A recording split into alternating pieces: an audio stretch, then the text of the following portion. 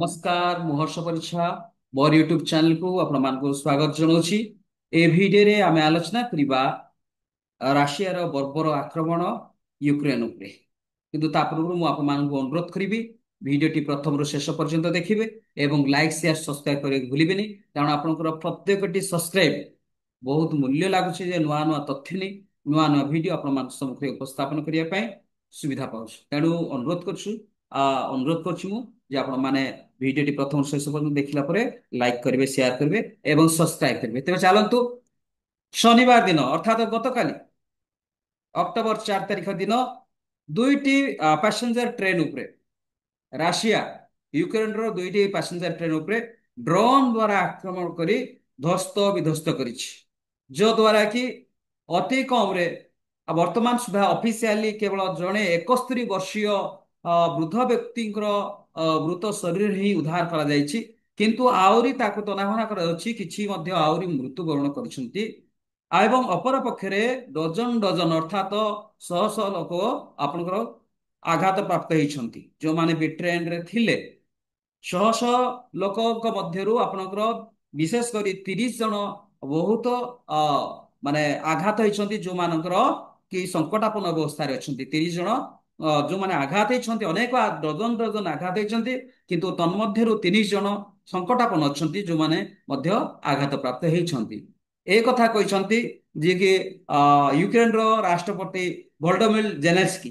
ସେ କହିଛନ୍ତି କଣ ନା କିଭ୍ର ଉତ୍ତର ପୂର୍ବରେ ସୁମି ଅଞ୍ଚଳରେ ଏକ ସହରର ନାମ ହେଲା ସ୍ୱସ୍ତକା ଉପରେ କାଲି ପ୍ରଚଣ୍ଡ ଭାବରେ ଡ୍ରୋନ୍ ଆକ୍ରମଣ କରିଥିଲେ ରାସିଆ ଯାହାରି ଫଳରେ ଦୁଇଟି ଟ୍ରେନର ଗୋଟିଏ ଟ୍ରେନର ଦୁଇଟି ବଗି ସମ୍ପୂର୍ଣ୍ଣ ମାତ୍ରାରେ ଜଳି ଯାଇଛି ଏବଂ ଅନେକ ଆହତ ହେଇଛନ୍ତି।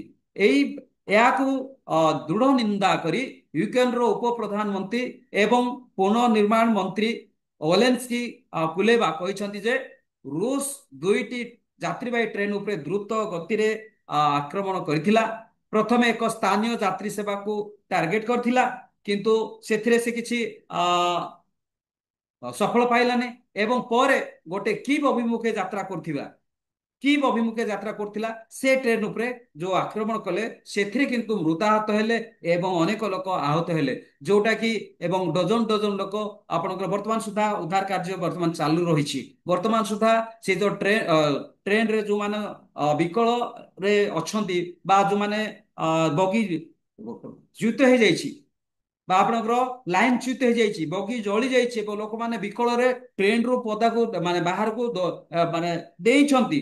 ଏଇଟା ହଉଛି ଏକ ମାନେ ବର୍ବରତାର ଆକ୍ରମଣର ସୀମା ଲଙ୍ଘି ଯାଇଛି ରାସିଆ କହିବାର କୌଣସି ଅତ୍ୟୁକ୍ତି ହବ ନାହିଁ କାରଣ ଗୋଟେ ଟ୍ରେନ ଉପରେ ନିଶ୍ଚିତ ଭାବରେ ଯାତ୍ରୀ ଅଛନ୍ତି ପାସେଞ୍ଜର ଟ୍ରେନ ତାହା ପୁଣି ସେ ପାସେଞ୍ଜର ଟ୍ରେନ ଉପରେ ଆକ୍ରମଣ କରିବାର କୌଣସି ଯଥାଚିତ ଉଦ୍ଦେଶ୍ୟ ନାହିଁ କିନ୍ତୁ ପ୍ରକୃତ ପକ୍ଷେ କାହିଁକି କରାଗଲା ସେଟା ରାସିଆର ରାଷ୍ଟ୍ରପତି ଭ୍ଲାଦିମିର ପୁଟିନ ହିଁ ସେ କହିପାରିବେ କିନ୍ତୁ ଏଇଟା ଯୋଉ ଆକ୍ରମଣ କରାଯାଇଛି ଏଇଟା ଦୁଃଖଦ ଘଟଣା ଯାହାରି ଫଳରେ ବୃଦ୍ଧ ବ୍ୟକ୍ତି ଜଣେ ଯାହାକୁ 71 ବର୍ଷର ବ୍ୟକ୍ତି ଯିଏକି ମୃତ ପ୍ରାୟ ଅଛନ୍ତି ତାଙ୍କୁ ଉଦ୍ଧାର କରାଗଲା ଏବଂ ଜଣେ ଲୋକ ଅଲରେଡି ମୃତ୍ୟୁବରଣ କରିଛନ୍ତି ଏବଂ 30 ଲୋକ ଯୋଉ ଆଘାତ ପ୍ରାପ୍ତ ହୋଇଛନ୍ତି ଡଜନ ଡଜନ ତନ୍ମଧ୍ୟରୁ 30 ଲୋକ ପ୍ରାୟତଃ ସଂକଟାପନ୍ନ ଅଛନ୍ତି। ଏଇ କଥାଟି କହିଛନ୍ତି ଭୋଲ୍ଡିମିର ଜେଲେନ୍ସ୍କି ଯିଏକି ୟୁକ୍ରେନର ରାଷ୍ଟ୍ରପତି।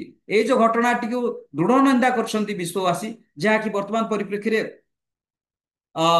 ଯୋଉ ସବୁ ଶାନ୍ତି ଆଡକୁ ଗତି କଲାବେଳେ ବା ଶାନ୍ତି ଚୁକ୍ତି କଲାବେଳେ ବା ଆପଣଙ୍କର ଯୁଦ୍ଧ ବିରତି ଚୁକ୍ତି କଲାବେଳେ ବର୍ତ୍ତମାନ ଆଉ ପୁଣି ଚୁକ୍ତି କରାହଉଛି ବା ଶାନ୍ତି ବିରତି ଚୁକ୍ତି କରିବାର କିଛି ସମୟ ପରେ କିଛି ଘଣ୍ଟା ପରେ ପୁଣି ଆଉ ଥରେ ଯୁଦ୍ଧ ଆରମ୍ଭ ହେଇଯାଉଛି ବା ଆପଣଙ୍କର ତୋପକମାନ ବର୍ଷା ହଉଛି ବା ଆପଣଙ୍କର ଡ୍ରୋନ୍ ଦ୍ଵାରା ଆକ୍ରମଣ କରାହଉଛି ଯୋଉଟା କି ଦୁଃଖଦ ଘଟଣା ବିଶ୍ୱ ପାଇଁ ସମସ୍ତ ଲୋକଙ୍କ ପାଇଁ ଏଇଟା ଗୋଟେ ଦୁଃଖର କାରଣ କାରଣ ଯୋଉମାନେ ବି ଟ୍ରେନରେ ଯାଉଥିଲେ ମୃତାହତ ହେଇଛନ୍ତି ଯୋଉଟା କି ଯାତ୍ରୀବାହୀ ଟ୍ରେନ। ଭିଡିଓଟି ପ୍ରଥମରୁ ଶେଷ ପର୍ଯ୍ୟନ୍ତ ଦେଖିଥିବା ହେତୁ ମୁଁ ଆପଣମାନଙ୍କୁ ଧନ୍ୟବାଦ ଦଉଛି ଏବଂ ଲାଇକ୍ ସେୟାର ସବସ୍କ୍ରାଇବ କରିବି ବୋଲି ମୁଁ ଅନୁରୋଧ କରୁଛି। Thank you so much. ନମସ୍କାର।